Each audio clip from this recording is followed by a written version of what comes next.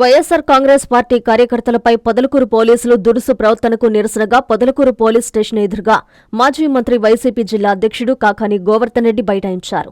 అధికార పార్టీ సూచనలతో వైఎస్సార్ కాంగ్రెస్ పార్టీ నేతలు, కార్యకర్తలను పోలీసులు వేధిస్తున్నారని ఈ సందర్భంగా కాకాని గోవర్ధన్ రెడ్డి ఆరోపించారు. వీటిని ఎట్టి పరిస్థితుల్లోనూ సహించబోమన్నారు. ఆందోళన చేస్తున్న కాకాని వద్దకు డీఎస్పీతో పాటు పలువురు సీఐలు అక్కడికి చేరుకొని సమస్యను అడిగి తెలుసుకున్నారు. వాటిని తప్పకుండా పరిష్కరిస్తామని, ఆందోళన విరమించాలని కోరారు. అనంతరం కాకాని గోవర్ధన్ రెడ్డి పోలీసులు ఇచ్చిన హామీతో ఆందోళన విరమించారు. అనంతరం ఆయన మీడియాతో మాట్లాడుతూ పచ్చనేతల మెప్పు కోసం పొదలకూరు ఎస్ఐ హనీఫ్ వైఎస్సార్సీపీ నేతలపై అక్రమ కేసులు బనాయిస్తూ వారిని చిత్రహింసలకు గురిచేస్తూ టీడీపీ నేతలకు వీడియో కాల్ చేసి చూపిస్తూ వారి సేవలో పోలీసులు తరిస్తున్నారని ఆయన ఆరోపించారు. ప్రశ్నిస్తే వైఎస్సార్సీపీ నేతలపై నాన్ బెయిలబుల్ కేసులు నమోదు చేస్తామంటే మేము భయపడతామా అన్నారు. దమ్ముంటే కేసులు నమోదు చేయండి, న్యాయస్థానాలలో తేల్చుకుందామన్నారు. పొదలకూరు ఎస్ఐపై బహిరంగ విచారణ జరిపి ఆయనపై చర్యలు తీసుకోవాలని కాకాని డిమాండ్ చేశారు.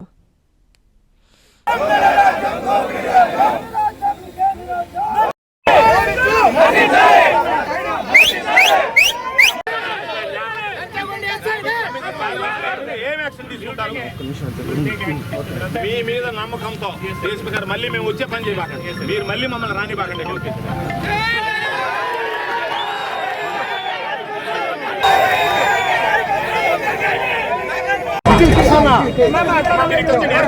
పొదలకూరు పోలీస్ స్టేషన్లో ఎస్ఐగా విధులు నిర్వహిస్తున్నటువంటి అధికారి వైఎస్ఆర్ కాంగ్రెస్ పార్టీకి సంబంధించినటువంటి కార్యకర్తల మీద తరచుగా దుర్భాషలాడడం, చేయి చేసుకోవడం అనేటువంటిది ఆనవాయితీగా మారినటువంటి నేపథ్యంలో నిన్న మాకు సంబంధించినటువంటి ప్రధానమైనటువంటి నాయకుడు హరి మీద, నావూరుపల్లి గ్రామానికి సంబంధించినటువంటి వ్యక్తి మీద పిలిచి కొట్టడమే కాకుండా తెలుగుదేశం పార్టీ వాళ్ళు మీరు సరిగా కొట్టినట్టు లేదు అని అంటే దానికి సంబంధించి వీడియో కాల్ చేసి వీళ్ళని కొట్టేది తెలుగుదేశం నాయకులకు చూపించారని చెప్పి తెలిసిన మీదట వైఎస్ఆర్ కాంగ్రెస్ పార్టీ శ్రేణులు అందరం కూడా ఈరోజు వచ్చి పొదలకూరు పోలీస్ స్టేషన్ ముందు మా నిరసన తీవ్రంగా ఆవేదన వెలిపించడం జరిగింది. డీఎస్పీ గారు వచ్చారు.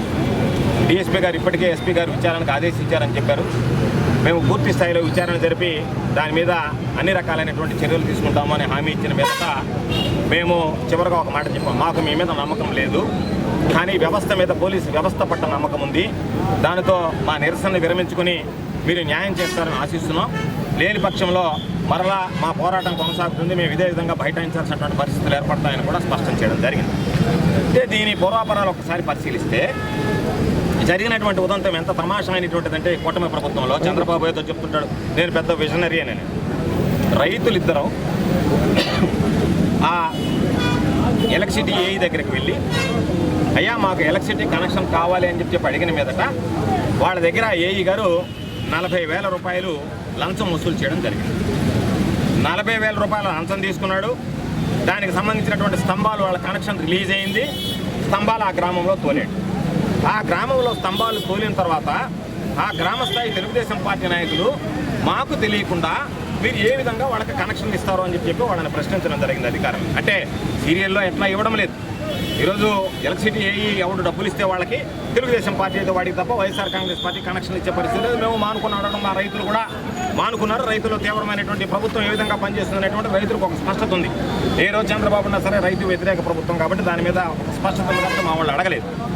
అయితే తీసుకున్న తర్వాత నన్ను 40,000 తీసుకున్నటువంటి ఆ ఏఈ మీరు వెళ్ళి తెలుగుదేశం పార్టీ వాళ్ళు చెప్తే మీకు కనెక్షన్ ఇస్తానని చెప్పాను కదా.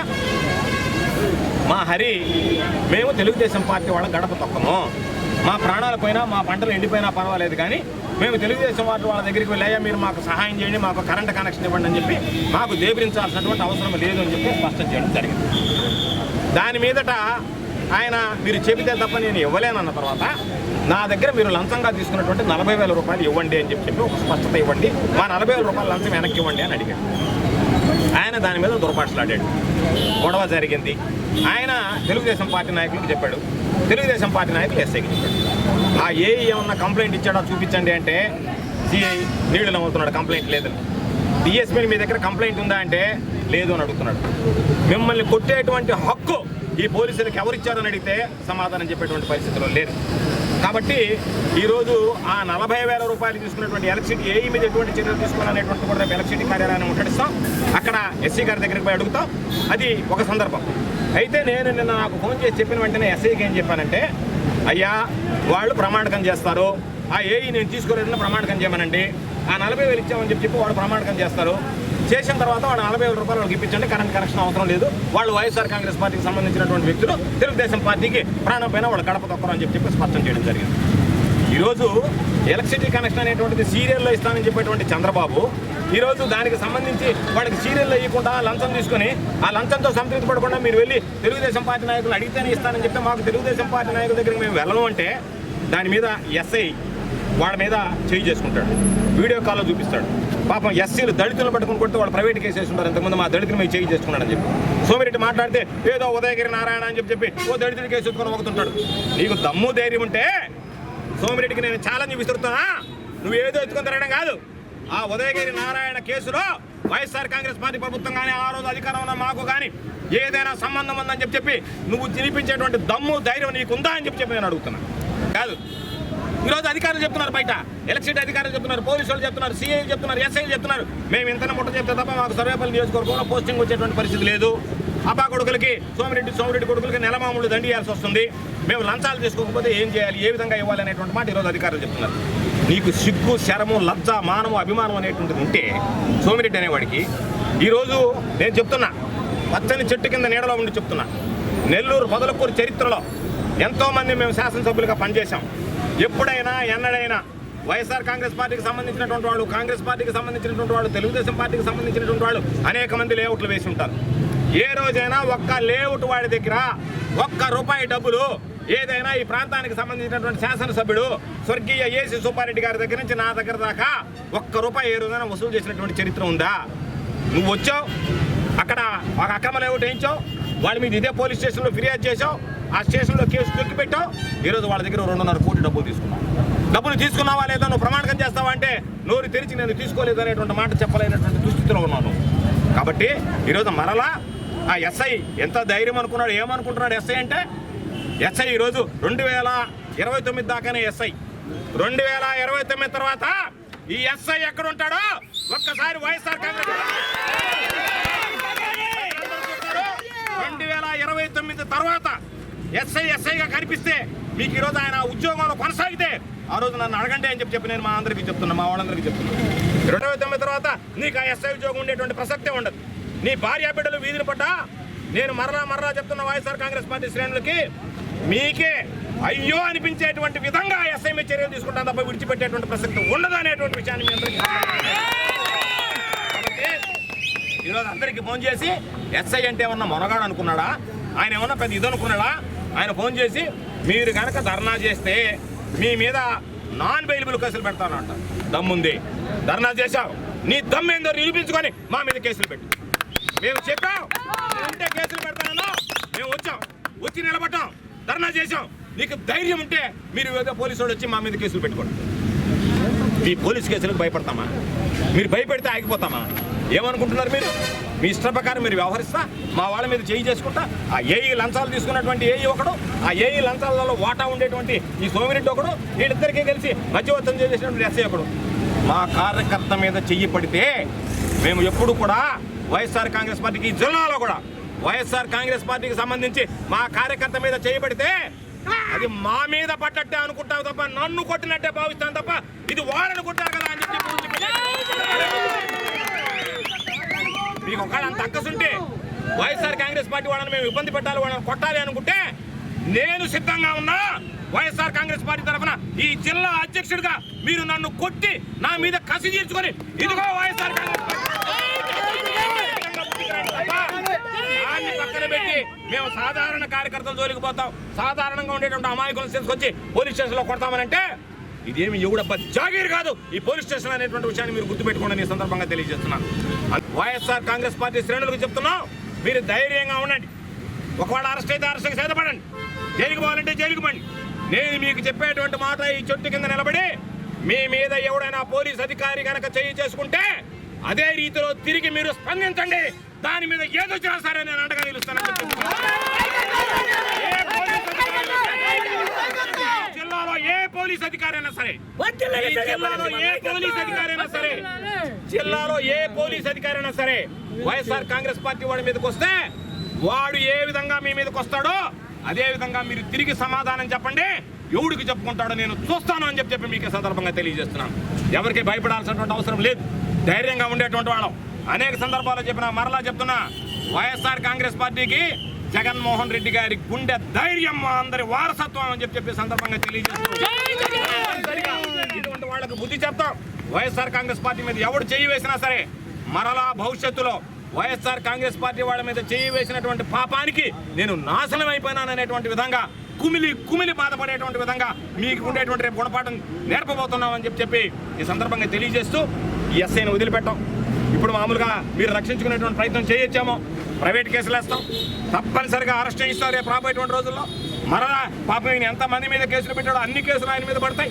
విచారణ జరిపిస్తాం. విచారణ జరిపించిన తర్వాత చర్యలు చేపడతాం తప్ప ఎవరిని కూడా విడిచిపెట్టేది పని ఉండదు.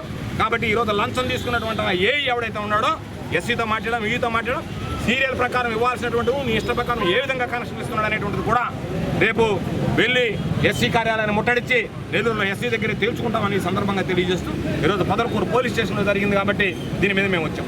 నిన్న బిరదోలు పంచాయతీలో గ్రామానికి సంబంధించినటువంటి భూమి ఉంటే ఆ గ్రామానికి సంబంధించినటువంటి భూమిలో గ్రామానికి సంబంధించినటువంటి భూమి విషయంలో, భూమి వివాదంలో అది గ్రామానికి చెందింది అని చెప్తే ఒక వ్యక్తి నాది అని చెప్తే ఆ వ్యక్తి దగ్గర వకాలు దబ్బుచ్చుకొని ఆ వ్యక్తి దగ్గర నువ్వు అందరికీ గ్రామస్తులకు ఫోన్ చేసి ఎస్ఐ మీరు అది గ్రామ భూమి అని చెప్పడానికి లేదు, చెప్తే మీ మీద చర్యలు ఉంటాయంటే నువ్వు సివిల్ డిస్ప్యూట్స్లో నీ ఇష్ట ప్రకారం నువ్వు ఏమనుకుంటున్నావు? పొదలకూరు మండలం అంటే నీ జాగీర్ అనుకుంటున్నావా? నీ ఇష్ట ప్రకారం నడపడానికి చెప్పు. ఈరోజు వాళ్ళందరూ చెప్తున్నారు ఏ విధంగా మనం బెదిరించి నా కొడక బొక్కలు వేస్తాను నా కొడక అన్నాడు. ఆ వ్యక్తి కూడా వచ్చాడు మాట్లాడతాడు. ఇప్పుడు బొక్కలు వేస్తాను నా కొడక అన్నాడు అని ఫోన్ చేసి. నీకు ఎంతమంది కొడుకులు ఉన్నారు? నువ్వు ఏమనుకుంటున్నావు? నువ్వు బొక్కలు వేస్తాను నా కొడకనా? ఏమనుకుంటున్నావు? నువ్వు ఒళ్ళు దగ్గర పెట్టుకొని ప్రవర్తించడం నేర్చుకో. నీకు రేపు ఇదే విధంగా బుద్ధి చెప్పే రోజులు దగ్గర ఉంటాయనేటువంటిది గుర్తుపెట్టుకో. నువ్వు ఎన్ని మాటలు అన్నావు అన్ని మాటలకు రెట్టింపు మాటలు ఈ రోజు నీ చేత మాటలు పట్ట వాళ్ళు రేపు వచ్చి మాట్లాడతారనేటువంటి విషయాన్ని గుర్తుంచుకో. కాబట్టి మా శ్రేణులు కానీ మాట్లాడడం మొదలుపెడితే జన్మలో మీ కుటుంబం అన్నం కూడా తినలేదనేటువంటి విషయాన్ని గుర్తుపెట్టుకో. అన్నం సగించదు మీకు గుర్తుపెట్టుకోండి. మీరు మాట్లాడేటువంటి మాటలు మా వాడు తిరిగి మీకు కానీ బుద్ధి చెప్పడం మొదలుపెట్టే. కాబట్టి ఖచ్చితంగా మీరు చేసేటువంటి అన్యాయాల మీద, అక్రమం మీద పోరాడతాం. అధికారులందరికీ ఒకటే విషయం చెప్తున్నాం, మీరు న్యాయంగా వ్యవహరించకుండా మీరు ఇష్టారాజ్యంగా వాడోడో సుబ్బడి చెప్పినట్టుగా మేము వ్యవహరిస్తామనంటే అది జరిగే పని కాదు. సుబ్బడికే దిక్కుంటుంది రేపు రాబోయేటువంటి రోజుల్లో మీకేం దిక్కుంటుంది. కాబట్టి ఒళ్ళు దగ్గర పెట్టుకుని పనిచేస్తే మంచిది అని చెప్పి ఈ సందర్భంగా తెలియజేస్తున్నా. అదేవిధంగా ఈరోజు ఏ విధంగా వాళ్ళ దగ్గర తీసుకున్నాడు అనేటువంటిది ఈరోజు హరి చెప్తాడు. ఏ విధంగా ఎస్ఐ బెదిరించాడు అనేటువంటిది కూడా వాళ్ళు తెలియజేస్తాం. నమస్కారం,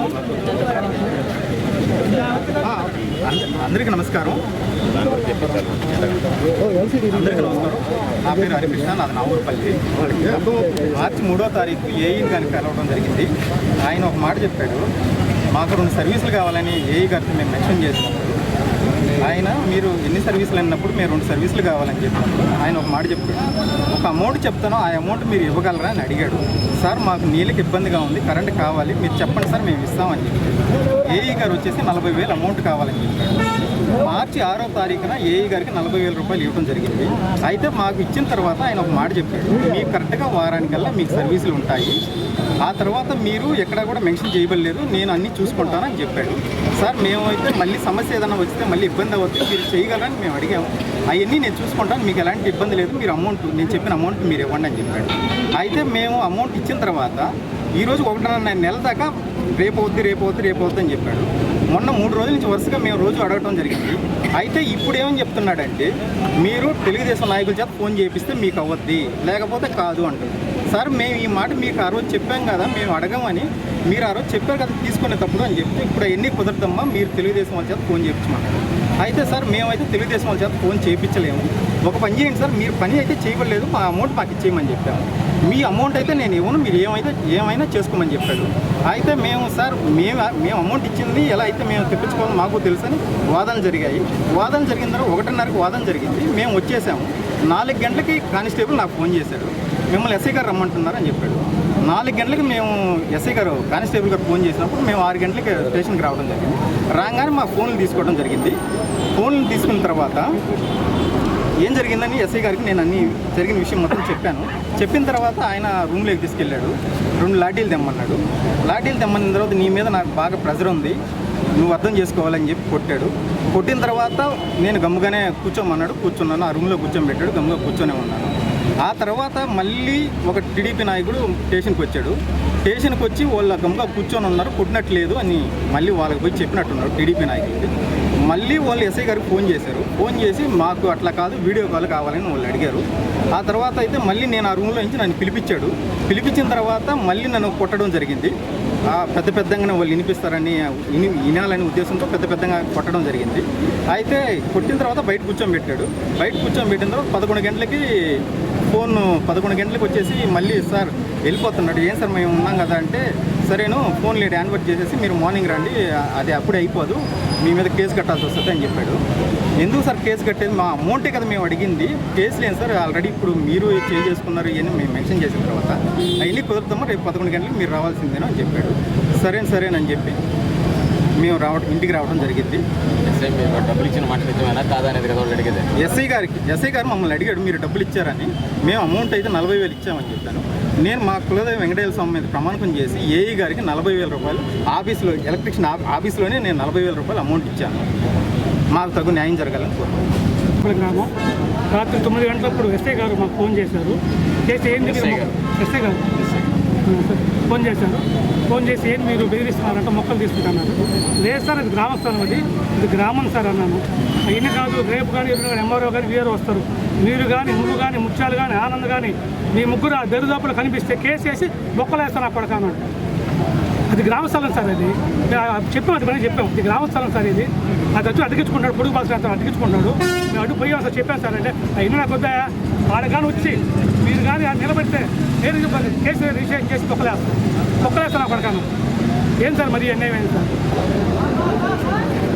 మీ నెల్లూరు చందన బ్రదర్స్ లో డిసెంబర్ 2 నుండి ప్రారంభం 30వ వార్షికోత్సవ వేడుకలు. 100% ఫ్రీ షాపింగ్ తో అంబరాన్నంటే వేడుకలు, ఆనందాన్ని నింపే ఆఫర్లు. మీరు కొన్నంత మొత్తానికి ఫ్రీ కూపన్స్ పొందండి. ప్రతి 1000 రూపాయల కొనుగోలుపై ఒక కూపన్ తగ్గింపు పొందండి. అన్ని రకాల వస్త్రాలపై అప్ టు 50% ఆఫ్. ప్రత్యేక కౌంటర్లలో 1+1, 1+2 మరియు కాంబో ఆఫర్స్. 399 రూపాయలకే 2 ఫ్యాన్సీ సారీస్, 1499 రూపాయలకే 2 దేవయాని పట్టు సారీస్, 699 రూపాయలకే 3 ఛాన్సీ లెగ్గిన్స్, 1399 రూపాయలకే 2 పాటియాలా సెట్స్, 499 రూపాయలకే 5 బాయ్స్ షర్ట్స్ లేదా టీ షర్ట్స్, 399 రూపాయలకే 3 కాటన్ ఫ్రాక్స్, 999 రూపాయలకే 4 bottle T shirts. Raymond, Arvind, Reid and Taylor brands పై అప్ టు 49% ఆఫ్. విచ్చేయండి Chandana brothers, trunk road, Nellore.